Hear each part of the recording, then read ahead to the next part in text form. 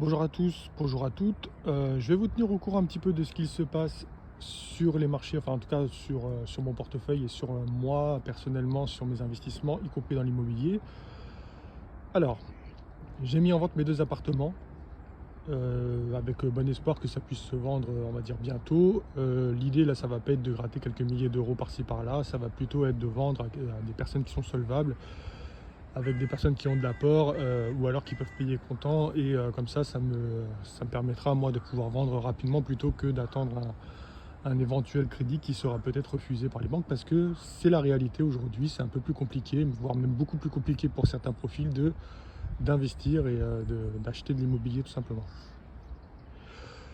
Ensuite, au niveau de la bourse, on a eu les résultats de Catech qui ont été dans la lignée de ce que j'attendais. Donc là-dessus, pas de surprise. Les marchés, malgré tout, continuent à sous-valoriser toutes les valeurs de croissance, mais ça, on connaît, c'est normal. On a toujours la crainte d'une grosse crise, et moi, personnellement, je pense qu'elle peut arriver encore. À savoir qu'à l'heure actuelle, on n'est pas du tout dans la crise, hein. On est dans une anticipation, donc les marchés sont dans une anticipation de crise. Parfois, il y a des gros rebonds, parfois ça baisse plutôt fort en fonction des news, parce que peut-être qu'on se dit que l'anticipation qui a été effectuée sur les marchés financiers a été trop violente. Mais en tout cas, moi je pense que potentiellement il pourrait y avoir une baisse encore beaucoup plus importante dans les mois à venir, éventuellement, hein, et qui pourrait durer quelques années. Mais j'avais déjà fait une vidéo qui expliquait ça, donc là je ne vais pas revenir dessus.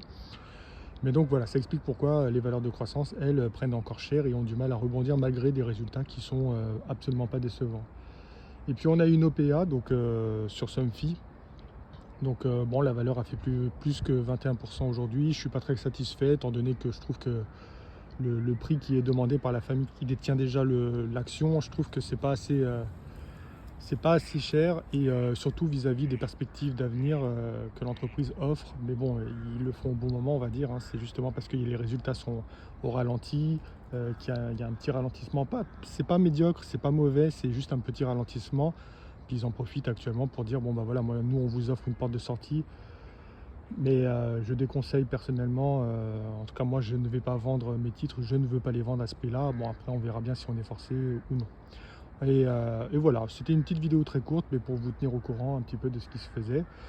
Et je vous dis moi à bientôt pour de nouvelles vidéos et surtout si j'en sais un petit peu plus sur mon immobilier et sur comment je vais le vendre.